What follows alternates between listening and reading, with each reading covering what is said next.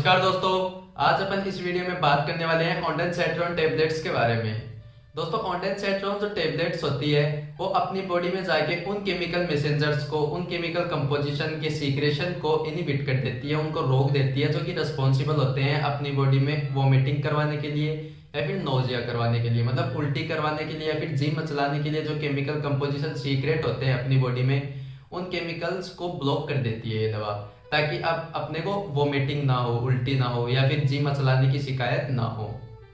दोस्तों, ये जो टेबलेट होती है ये तब दी जाती है या तो किसी के कोई सर्जरी हुई भी हो, चाहे वो माइनर सर्जरी हो या फिर मेजर सर्जरी हो, या फिर किसी के कीमोथेरेपी या फिर रेडिएशन थेरेपी की वजह से उल्टी आने की शिकायत हो या फिर जी मचलाने की शिकायत हो, तो इस कंडीशन को ठीक करने के लिए ये टेबलेट प्रिस्क्राइब की जाती है डॉक्टर के द्वारा।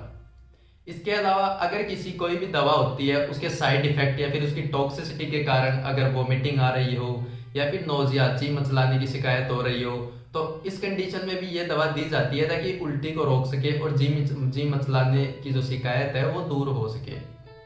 दोस्तों, इसके अलावा जब कभी भी नॉर्मली भी अपने जैसे कभी वोमिटिंग हो जाए या फिर नोजिया की शिकायत हो, तो तब भी इस कंडीशन को ठीक करने के लिए ऑन्डेनसेट्रॉन टेबलेट्स दे सकते हैं। दोस्तों, ये ऑन्डेनसेट्रॉन टेबलेट्स आती है, इसका सिरप भी आता है और इसका इंजेक्शन भी आता है। इंजेक्शन इमरजेंसी कंडीशंस में यूज किया जाता है और जो सिरप होती है वो मेनली बच्चों के लिए यूज की जाती है, जो कि टेबलेट्स लेने के लिए लायक ना हो, या फिर उनके टेबलेट्स, छोटे बच्चों को टेबलेट्स नहीं दी जाती है क्योंकि उनके ईसोफेगस में अटकने के या फिर ट्रैकिया में अटकने के चांसेस बहुत ज्यादा होते हैं। तो बच्चों को हमेशा सिरप के रूप में दी जाती है, ऑन्डेनसेट्रॉन सिरप आती है वो। दोस्तों, अब बात कर लेते हैं इसके कुछ दुष्प्रभावों के बारे में, उसके कुछ साइड इफेक्ट्स के बारे में, कि अगर इसकी टॉक्सिसिटी अपनी बॉडी में ज्यादा हो जाए या फिर कोई भी कारण की वजह से अगर इसके साइड इफेक्ट आ जाए तो क्या क्या साइड इफेक्ट्स इसके देखने को मिल सकते हैं। दोस्तों, मेनली तो इसके साइड इफेक्ट्स इतने ज्यादा सीरियस होते नहीं है, लेकिन फिर भी कभी कभी इसके साइड इफेक्ट्स जैसे कॉन्स्टिपेशन, मतलब कब्जी देखने को मिल सकती है। इसके अलावा कभी कभी डायरिया भी हो सकता है, दस्त लग सकते हैं, या फिर हेडेक, सर में दर्द हो सकता है। इसके अलावा फटीग, टायर्डनेस, ये कंडीशन इसके साइड इफेक्ट की वजह से देखने को मिल सकती है।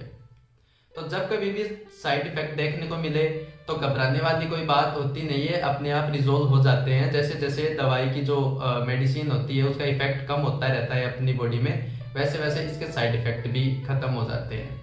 लेकिन कोई भी कंडीशन की वजह से कभी कोई कंडीशन में ये साइड इफेक्ट रोर्स होते दिखाई दे और ज्यादा बढ़ते हुए दिखाई दे, तो उस कंडीशन में आप अपने जो कंसल्टेंट डॉक्टर है उनसे जाके कंसल्ट जरूर करें। दोस्तों, अब बात कर लेते हैं ऐसी कौन सी कंडीशंस है जिसमें ये दवा बिल्कुल भी प्रिस्क्राइब नहीं करनी चाहिए। दोस्तों, अगर किसी के लीवर फेलियर की शिकायत हो या फिर किसी के किडनी फेलियर की शिकायत हो या फिर रीनल फेलियर की शिकायत हो, तो उनको ये दवा कभी भी नहीं लेनी चाहिए। इसके अलावा अगर कोई लेडी है वो प्रेग्नेंट स्टेज में है या फिर लैक्टेटिंग स्टेज में है, लैक्टेटिंग मतलब कोई मदर है वो बच्चे को दूध पिलाने वाली मदर है, तो उनको लैक्टेटिंग मदर बोला जाता है, तो उनको भी ये दवा हमेशा प्रिकॉशंस के साथ में यूज में लेना चाहिए, क्योंकि उस कंडीशन में साइड इफेक्ट आने के चांसेस बहुत ज्यादा रहते हैं। दोस्तों, जब कभी भी आप ऑन्डेनसेट्रॉन टेबलेट्स को यूज में लो या फिर इंजेक्शन या फिर सिरप किसी को भी यूज में लो, तो तुरंत आपकी बॉडी रेडनेस हो जाए या फिर इचिंग, खुजली चलने लग जाए। इसके अलावा आपकी आंखों से तुरंत बहुत ज्यादा पानी बहने लगे, जो नोज है उससे म्यूकस का फ्लो होने लग जाए, या फिर इरिटेबल बिहेवियर, जो चिड़चिड़ापन महसूस होने लग जाए, तो हो सकता है आपके उस टेबलेट से हाइपर सेंसिटिविटी रिएक्शन हो। तो उस कंडीशन में आप उस दवा को वहीं पे होल्ड कर दें और अपने जो कंसल्टेंट डॉक्टर है उनसे जाके कंसल्ट जरूर करें। अगर आप ऐसा नहीं करते हैं, दवा को कंटिन्यू रखते हैं, तो यह दवा आपकी बॉडी में एनाफाइलेटिक रिएक्शन कॉज कर सकती है, जिसकी वजह से आपकी जान भी जा सकती है। तो ऐसा बिल्कुल भी ना करें। दोस्तों, हमेशा दवा को डॉक्टर के परामर्श से ही लें, डॉक्टर के प्रिस्क्रिप्शन से ही यूज में लें, अपने आप से बिल्कुल भी यूज में ना लें।